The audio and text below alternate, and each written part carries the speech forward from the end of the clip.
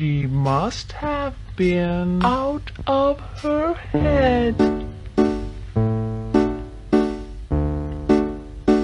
That was the last time, the last time.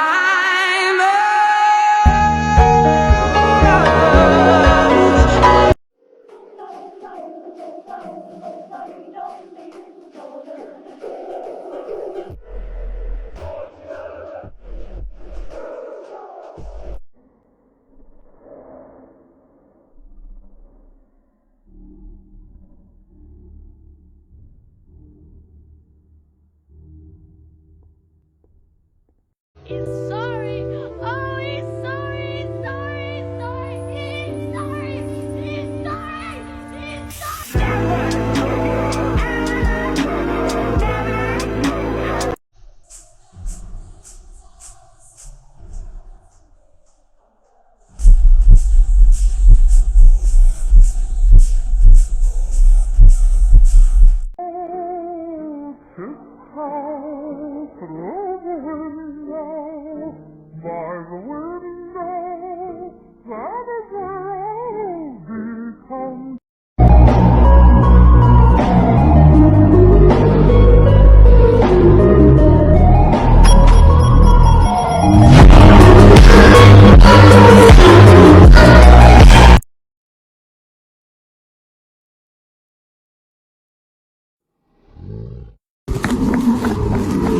He's sorry. Oh, he's sorry. He's sorry. He's sorry. He's sorry. He's sorry.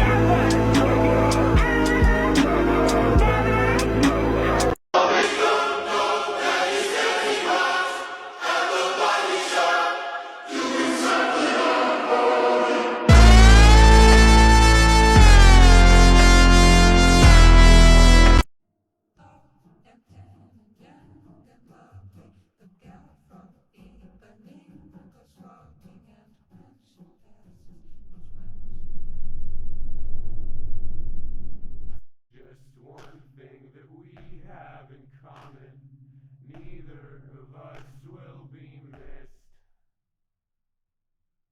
Saint Bernard sits at the top of the driveway. You always said how you loved us.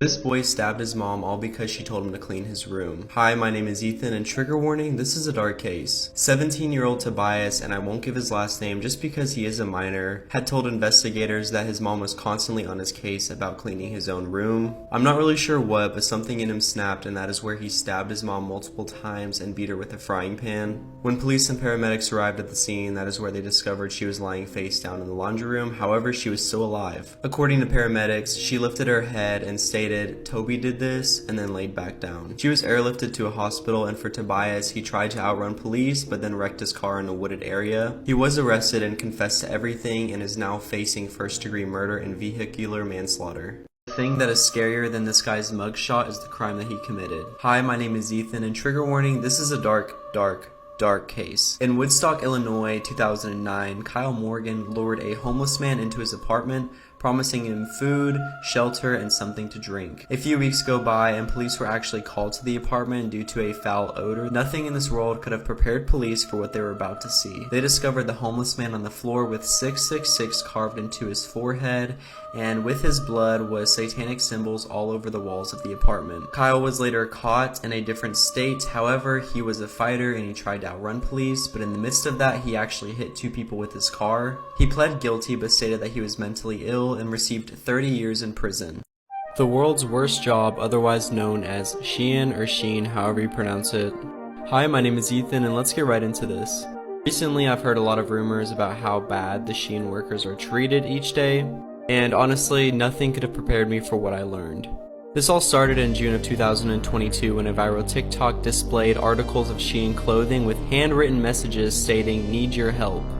According to Brightly.eco, they state that the average Shein worker works 7 days a week in 18-hour shifts. They even found that some of the workers were seen washing their own hair while they were at work just to keep up with their personal hygiene. Not only do they work a lot, but they also make a base salary of $556 a month to make 500 articles of clothing each day. Let me know what you guys think. This is the world's worst babysitter. Hi, my name is Ethan, and warning, this is a dark case. Yoselin Ortega worked for Marina and Kevin Krim for over 2 years and watched their 3 kids, Lulu, who is 6, Nessie, who is 3, and Leo, who is 2. On October 25th, 2012, Marina had taken Nessie to her swimming lessons. However, Ortega had failed to meet up at Lulu's ballet lesson where they had agreed to meet. Marina had decided to go back home to make sure everything was okay, and nothing could have prepared her for what happened next. She opened the door to her home and described the atmosphere to be dark and quiet. After hearing a noise in the bathroom, she entered a horrifying scene. In the bathtub was the unalived bodies of Lulu and Leo, and after Yoselin had saw Marina's reaction to this, Yoselin repeatedly stabbed herself in the neck. However, she did survive. She was then sentenced to life in prison without parole. This mother is facing criminal charges by allegedly making a fake account and catfishing her own daughter. Hi, my name is Ethan, and let's get into this mess of a case. As crazy as the story sounds, it is real. However, it's alleged just because it's so recent. Kendra Licari worked as a basketball coach for her daughter's school in 2021, but was apparently not invited back on the team. People speculate that's when she made her account and started cyberbullying her own daughter. Isabella County Prosecutor David Barberi stated that prosecutors collected several hundred text messages exchanged between the two. The daughter received up to 12 texts a day without ease. David also stated, and I quote, "By and large, it was mostly just harassing type text messages, demeaning, demoralizing, and just mean texts. This was so serious that the FBI actually got involved, and that is where they tracked the IP address back to her own mother. This woman's blood was so toxic that it made several nurses become ill and pass out. This was 31-year-old Gloria Ramirez, and she was suffering from late-stage cervical cancer. The night of February 19th, 1994, she arrived at the hospital as she was having heart palpitations. When the doctors tried to sedate her, they noticed an oily sheen covering her body from her blood, and when they withdrew the blood, they noticed a garlic ammonia-like odor. For whatever reason, the blood made nurses pass out one by one, and those who didn't pass out suffered from headaches, muscle spasms, and shortness of breath. This was not just some placebo effect. This was so serious that by the end of all of this, 23 nurses had become ill and 5 of those had to be hospitalized. Not long after, Gloria was pronounced dead. They actually investigated on her body for over 2 months. However, they did have some theories, but no one truly knows what happened that day.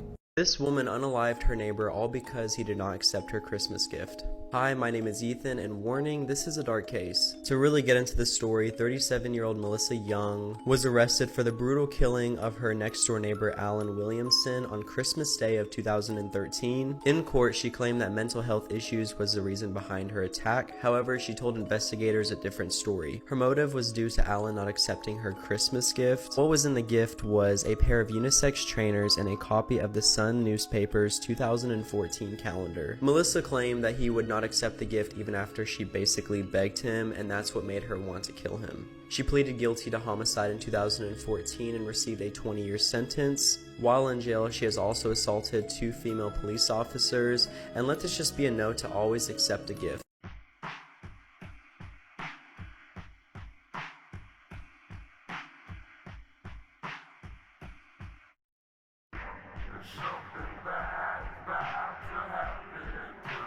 At this point, they just give Teacher of the Year to disgusting individuals. Hi, my name is Ethan, and here's everything you need to know in under 1 minute. After talking about the Jacqueline Ma case, I wanted to dig a little deeper and see what I could find, and that is when I stumbled upon 36-year-old Randy Cheviera, who also won several teacher awards. Sometime during the fall semester of 2019, she had relations with one of her students. He had later told police that she had performed several non-professional actions on him in the classroom. Police also found out that Randy was texting the student, sending him very explicit messages, which also backed up the student's claim. The school was notified on November 18th, 2019, and the next day she resigned and turned herself in. But here's the kicker, she was released 1 day later.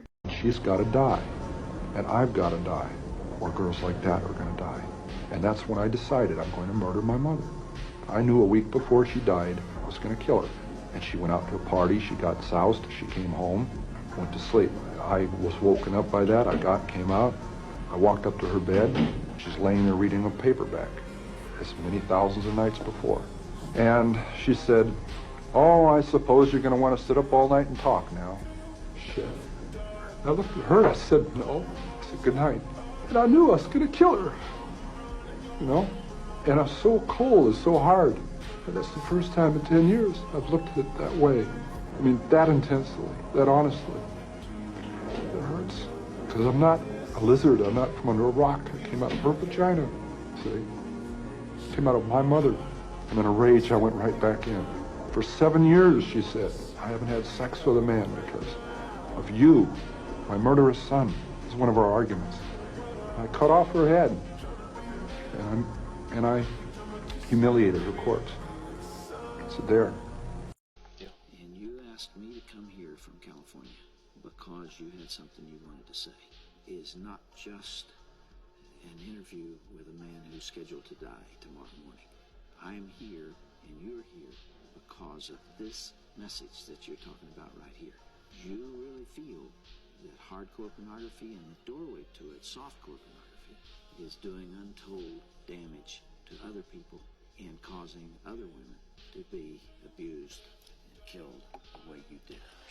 Listen, I'm no social scientist, and I haven't done a survey. I mean, I don't pretend that I know what John Q. Citizen thinks about this.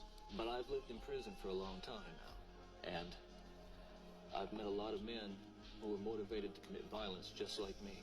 And without exception, every one of them was deeply involved in pornography, without question, without exception, deeply influenced and consumed by an addiction to pornography. There's no question about it. The FBI's own study on serial homicide shows that the most common interest among serial killers is pornography. That's true. And it's real. It's true. Ted, what would your life have been like without that influence? You can only speculate. Yeah.